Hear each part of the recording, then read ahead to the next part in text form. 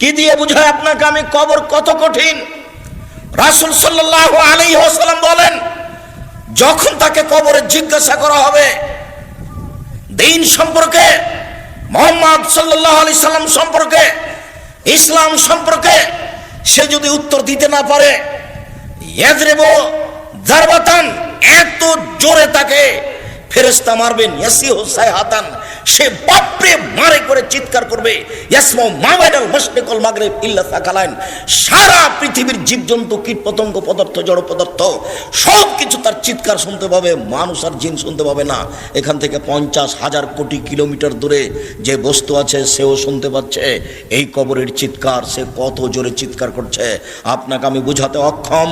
মুহাম্মদ সাল্লাল্লাহু আলাইহি ওয়াসাল্লাম বলেছেন, যে মারে সে চোখে দেখে না, যে মারে সে কানে শুনে না, যে মারে সে ফেরেশতা, তার রং বিভিন্ন ধরনের, কালো নীল, ভিন্ন ধরনের রং, চোখে দেখে না, কানে শুনে না, কোথায় মারছে আর চিৎকার যে করছে ও শুনতে পায় না, যার কারণে তার মারার গতির পরিবর্তন হয় না।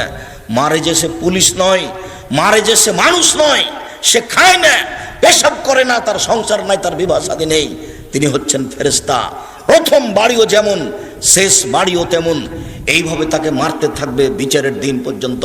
রাসূল সাল্লাল্লাহু আলাইহি সাল্লাম বলেন, যে লাঠি দিয়ে মারা হয়, যে হাতুড় দিয়ে মারা হয়, সেই হাতুড় যদি পাহাড়ের উপরে মারা হয় তাহলে ফায়াসিরু তুরাব, সেটা পাথর হয়ে যাবে, ধুলা হয়ে যাবে, একবারে খান খান হয়ে। পাহাড়ের উপরে মারা হলে পাহাড় ধুলা হয়ে যাবে। যেই হাতুড় দিয়ে মারা হয় সেই হাতুড়টা যদি পাহাড়কে মারা হয় তাহলে পাহাড় ধুলা হয়ে যাবে। মুহাম্মদ সাল্লাল্লাহু আলাইহি সাল্লাম এইভাবে বলেন। কি দিয়ে বুঝায় আপনাকে আমি কবর কত কঠিন? এখানে চিৎকার করছে, তার কণ্ঠ, তার শব্দ শুনতে পাচ্ছে 50,000 কোটি কিলোমিটার দূরে। যে মানুষ, যে জীবজন্তু আছে, জিন আর মানুষ ব্যতীত যেই পদার্থ, জড় পদার্থ আছে, সে শুনতে পাচ্ছে কবরের শাস্তি, শুনতে পাচ্ছে গিলাসটা, কবরের শাস্তি শুনতে পাচ্ছে বক্সটা, কবরের শাস্তি শুনতে পাচ্ছে বাল্বটা, কবরের শাস্তি শুনতে পাচ্ছে এই মাইক, সব কিছু শুনতে পাচ্ছে কবরের চিৎকার। কিন্তু মানুষ এবং জিন শুনতে পায় না। শুনতে পাইলে সে বাঁচত না। আপনাকে আমি বুঝাতে পারি কবর কি জিনিস। রাসূল সাল্লাল্লাহু আলাইহি সাল্লাম দিন রাত কবরের শাস্তি থেকে বাঁচতে চাইতেন। যখনই তিনি জানাজায় দাঁড়াতেন তখন লোকটার জন্য কবরের শাস্তি থেকে আল্লাহর কাছে বাঁচতে চাইছেন, আল্লাহ তুমি তাকে কবরের শাস্তি থেকে বাঁচাও। সম্মানিত দিনী ভাই বোন, বাড়ির পিছন দিকে যে 2 হাত 2.5 হাত গর্ত করে কবর করা হয়েছে, তার নাম কবর নয়। সেটাই যদি কবর হতো তাহলে যাকে বাঘে খেয়ে নিল তার কবর কোথায়? কবরস্থানে 2-2.5 হাত যে কবর করা হয় সেটাই কবর নয়। সেটাই যদি কবর হতো তাহলে যে আগুনে জ্বলে ছাই হয়ে গেল তার কবর কোথায়? সেটাই যদি কবর হতো তাহলে যে পানিতে ডুবে হারিয়ে গেল তার কবর কোথায়?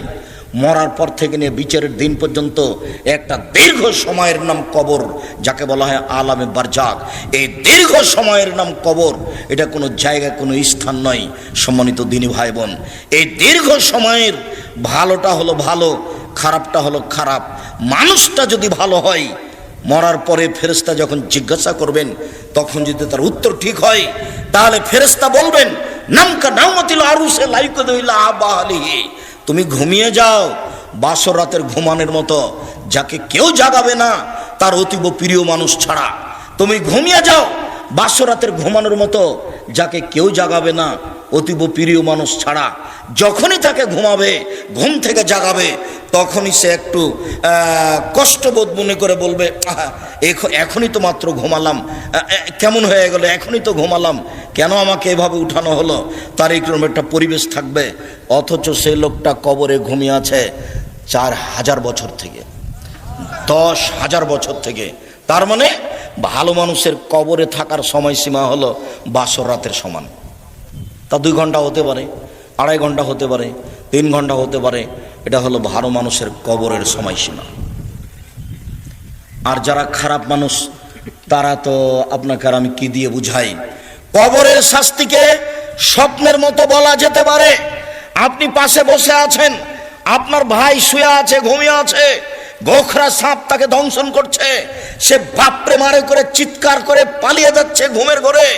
এরপরে তার ঘুম ভেঙে গেল, ঘুম ভাঙতে দেখতে পাচ্ছে গমা সাপ কত বড় ছিল, রং কেমন ছিল, কিভাবে কে দংশন করছে, সে সব কিছু এখন অক্ষরে অক্ষরে বলে দিতে পারবে ঘুম থেকে উঠে। কিন্তু যে পাশে বসে আছে সে কিছুই দেখতে পায় না। বুঝাতে পারিনি কথা মনে হয়। এরকম হলো কবরের শাস্তি। আপনি কবর খনন করে সাপ দেখবেন এই কথা ঠিক নয়।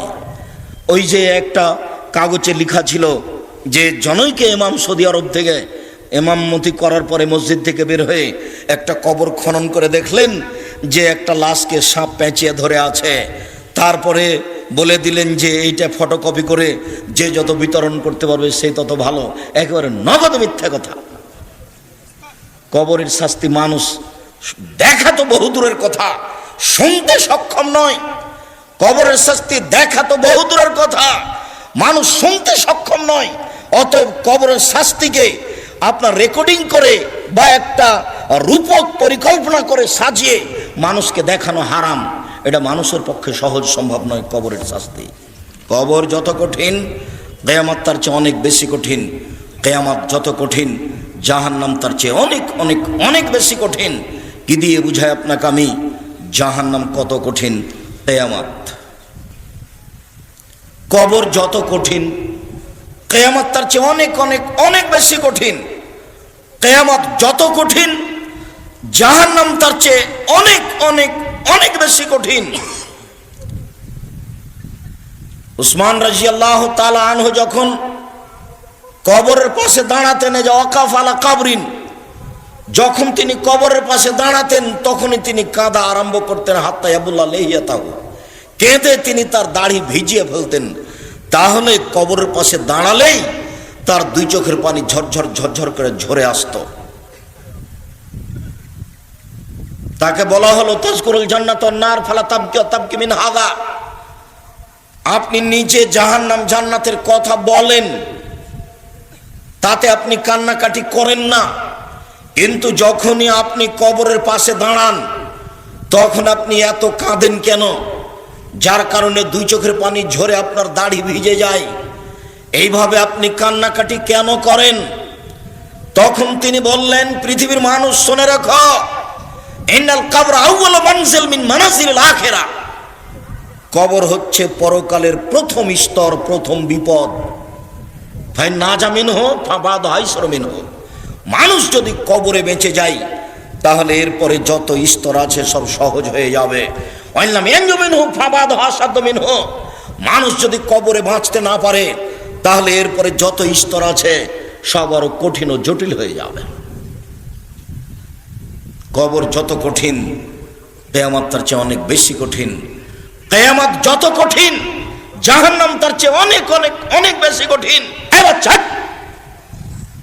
ওই ছেলেটা ওইভাবে হাঁটছে কেন? ও তো আরো মানুষ তার দিকে দেখলে তো আমার কথা বুঝতে পারবে না।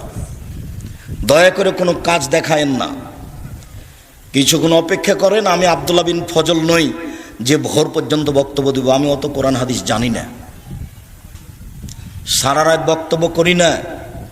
আপনি দয়া করে নিজের কোনো কাজ দেখাবেন না। আমি আপনার জন্য এসেছি কষ্ট করে। মহিলা মানুষ, আপনাকে বলছি, ঢং ঢং করে এসেছেন, ঢং ঢং করে গল্প করতে করতে যায়েন না। আপনার একটা লজ্জাবোধ থাকা দরকার, আপনার একটা ইতস্তবোধ থাকা দরকার, একটা আপনার হায়াবোধ থাকা দরকার। আপনি মহিলা মানুষ, আপনার একটু শরম হয় না কেন? আপনার একটু হায়া হয় না কেন? এত গল্প করেন কেন? ঢং ঢং করে গল্প করতে করতে আসলেন, আবার চলে যাচ্ছেন। আপনি বুঝতে পারেন না যে আমি মহিলা মানুষ, আমার একটা লজ্জার ব্যাপার আছে, আমার একটা শরমের ব্যাপার আছে। জাহান্নাম মহিলা দিয়ে ভরা, দিন রাত শুনছেন, হুঁশ হয় না? জাহান্নাম বলতে নারীকে বুঝায়, জাহান্নাম বলতে নারীকে বুঝায়। এ কথা আমরা তো বলিনি, এ কথা মুহাম্মদ সাল্লাল্লাহু আলাইহি ওয়াসাল্লাম বলছেন। আল্লাহ রাসূল বলছেন, আমি জাহান্নামের দিকে তাকিয়ে দেখলাম অধিকাংশই নারী। আবু হুরায়রা রাদিয়াল্লাহু আনহু, এই ছেলে, তুমি এভাবে সাড়া দিবা না, কোথায় চুপচাপ বসে থাকো, তুমি লজ্জাবোধ করো। তোমার মাই তো এখানে বসে আছে ছোট ব্লাউজ পরে, তোমার শরম হয় না? তোমার ইতস্তবোধ হয় না? তুমি বলে দিও তোমার মা যেন এরকম ছোট ব্লাউজ পরে আর দিন না কাটায়, সময় না কাটায়। তোমারও তো ইতস্তবোধ হওয়া দরকার। তোমার বাপ এখন দাড়ি চেঁচা এখানে বসে আছে, ঢং দেখাচ্ছ, ধর্মকে পাগল পেয়েছো বাপ বেটা। নিজেকে মুসলমান মনে করো, দিন ধর্ম মেনে চলার চেষ্টা করো।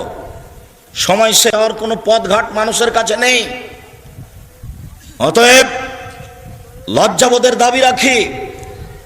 কথার মধ্যে উপস্থিত বৈঠকের মুসলিম বোন, আপনাকে নিয়ে দুটা কথা বলছি, শোনেন। আবু হুরায়রা রাদিয়াল্লাহু তাআলা আনহু বলেন, রাসূল সাল্লাল্লাহু আলাইহি সাল্লাম বলেছেন, সিনফান মিন আহলিন নার লামারাহুমা, দুই শ্রেণীর মানুষ জাহান্নামে যাবে আমি তাদের দেখিনি। দুই শ্রেণীর মানুষ জাহান্নামে যাবে আমি তাদের দেখিনি। কওমুন মাহুম সায়াতুন, এক শ্রেণীর মানুষ তাদের হাতে থাকবে লাঠি, কাদনাবিল বাকার, গাভীর লেজের মতো, একদিক মোটা একদিক চিকন, তাদের হাতে লাঠি থাকবে। ইয়াদরুবু বিহান নাস, তা দিয়ে তারা মানুষকে মারবে। প্রশাসনের হাতে এরকম লাঠি থাকে। যারা কলেজ বিশ্ববিদ্যালয়ে পড়ে ধর্মের শিক্ষার নামে ঢং করে বেড়ায়, তাদের হাতে এরকম লাঠি থাকে। যারা দলীয় দাপট দেখায়, দাঙ্গাবাজি করে, ক্ষমতা দেখায়, জোর করে জমি দখল করে, জোর করে এলাকা দখল করে, মানুষের মান সম্মানের হানি করে, মানুষকে জোর করে অপমান করে জেল হাজতে দেয়, এদের হাতে এরকম লাঠি থাকে। এরা যেন মনে করে জাহান্নাম আমার জন্য অপেক্ষা করছে। জুলুম করে, দাঙ্গাবাজি করে, ক্ষমতা দেখিয়ে, দাপট দেখিয়ে বেশি দিন টিকা যায় না। ফেরাউন ডুবে গেছে, অতএব আপনার জন্য জাহান্নাম অপেক্ষা করছে, আপনি থামুন। আপনাকে আমি অনুরোধ করেছি, ক্ষমতা দেখিয়ে, দাঙ্গাবাজি দেখিয়ে, জুলুমবাজি করে, মানুষের প্রতি অন্যায় অবিচার করে, ক্ষমতা দেখিয়ে, মানুষকে জেল হাজতে দিয়ে, মানুষকে অপমান করে 1 মিনিট বাঁচার চেষ্টা করিয়েন না। নরম হয়ে থাকেন, খুব নরম হয়ে থাকেন, মাটির মানুষ, মাটির মতো হয়ে থাকেন, ফলাফল ভালো হবে। সময় অল্প। কালকে ছিল 40 বছর, আজকে দেখছেন 60। কালকে ছিল 60 বছর, আজকে দেখলেন 80। তার মানে বেশি সময় নেই, অল্প সময়। আদম সন্তানকে, অন্তত মুহাম্মদ সাল্লাল্লাহু আলাইহি সাল্লামের উম্মতকে বেশি সময় দেওয়া হয়নি। অল্প সময় বাঁচতে এসে মানুষের ক্ষতি করে বাঁচার চেষ্টা করিয়েন না, মানুষকে অপমান করে বাঁচার চেষ্টা করিয়েন না, এর ফলাফল ভালো নয়। রাসূল সাল্লাল্লাহু আলাইহি সাল্লাম বলছেন, কেউ যদি কারো মান সম্মানের হানি করে, তাহলে সেই দিন আসার আগে যেন হাত ধরে সমাধা করে নেয়, যেদিন কোনো টাকা পয়সা থাকবে না। যেহেতু বিচারের মাঠে হাত ধরে ক্ষমাও হবে না, যেহেতু বিচারের মাঠে টাকা পয়সা দিয়ে বাঁচাও যাবে না, সেই দিন তখন নেকি দিয়ে বাঁচতে হবে। আমি একটা লোককে অপমান করেছিলাম, আমি এখন বাঁচবো কি দিয়ে? আমার নেকি দিয়ে। আমার নেকি দিতে দিতে যখন শেষ হয়ে যাবে, তখন আমি যাব জাহান্নামে, ও যাবে জান্নাতে। এটা হলো বিচারের মাঠে বিচারের পদ্ধতি।